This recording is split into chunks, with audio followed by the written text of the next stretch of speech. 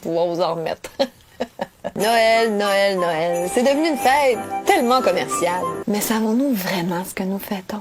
Bon, vous allez me dire qu'on fête la naissance du petit Jésus, c'est évident.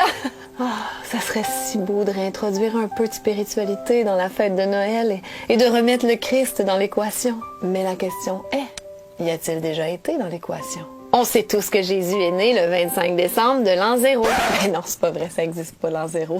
C'est spécial, pareil, être né en l'an 1. C'est pas écrit dans la Bible, puis il y a pas de preuve que la naissance de Jésus a eu lieu en décembre, puis encore moins le 25 du mois. Mais je vous dirais qu'il y a quand même une chance sur 365 que Jésus est bel et bien né un 25 décembre. Cette date-là a été choisie pour des raisons païennes, tout simplement. Le 25 décembre est souvent associé à la pratique de l'adoration du dieu du feu.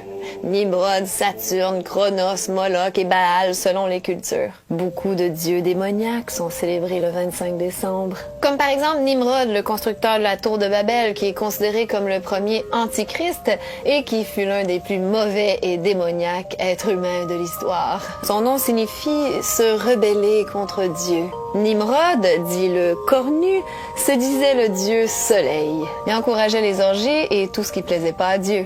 En tant que représentant du feu dévorant, les enfants étaient vraiment l'offrande par excellence sur son autel et il était considéré comme le grand dévoreur. Nimrod. Nimrod est allé jusqu'à épouser Sémiramis, sa propre mère. Ah ben oui, un petit mariage incestueux. Pourquoi pas? Leur fils Tammuz, qui était vu comme la réincarnation de Nimrod, est né le 25 décembre. Et après sa mort, pas très glamour dans les bois, sa mère a affirmé qu'un conifère avait poussé durant la nuit à partir d'une souche d'arbre mort. Sémiramis racontait qu'à chaque année, à son anniversaire, le 25 décembre, Tammuz venait y déposer des présents pour le peuple. Le Vatican a choisi cette date-là pour célébrer la naissance de Jésus, mais bon, on fêtait déjà à cette même date-là la naissance de Tammuz, le fils de l'Antichrist, des milliers d'années avant que Jésus vienne sur Terre. Tammuz était aussi nommé Moloch ou Baal par les druides. C'est le démon Moloch là, que l'élite aime tant vénérer. Le démon qui exige des sacrifices d'enfants puis qui tripe sur l'odeur des enfants brûlés vifs. Je lance ça comme ça.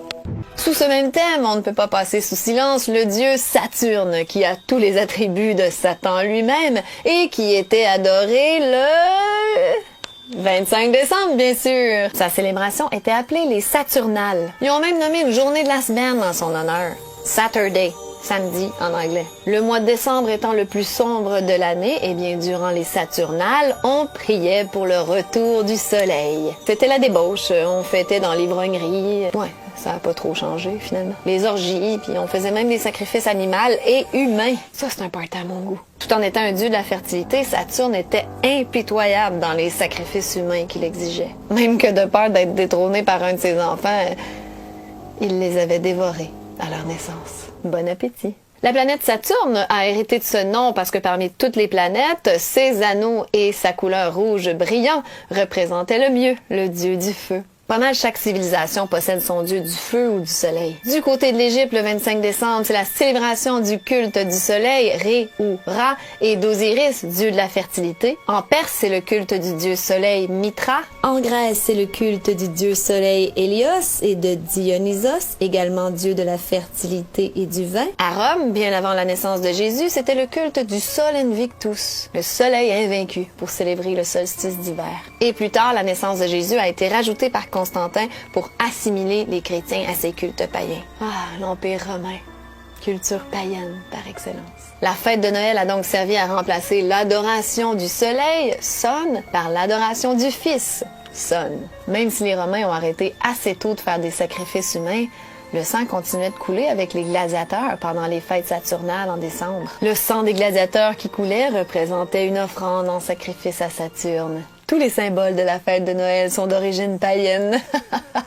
Attachez votre tuque.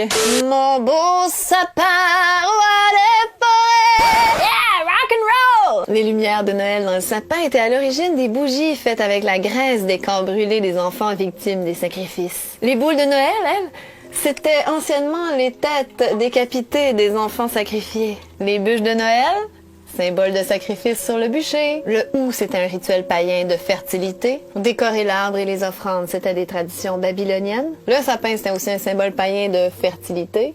Non, là, je vais trop loin. S'embrasser sous le gui, s'échanger des cadeaux, chanter d'une maison à l'autre, les bougies de l'Avent, les cartes de Noël, tout descend de ces fêtes et rituels païens. Il y a jusqu'au Père Noël qui a une ressemblance avec Saturne. Tu sais, un vieux monsieur avec une longue barbe qui aime un peu trop les enfants. Ainsi donc, Noël, c'est entre autres rendre hommage à cette diabolique divinité satanique qu'est Saturne. C'est tellement cute. Saviez-vous que c'est pas la première fois en 2020 qu'il est interdit de célébrer Noël? C'était illégal aux États-Unis jusqu'au 19e siècle, justement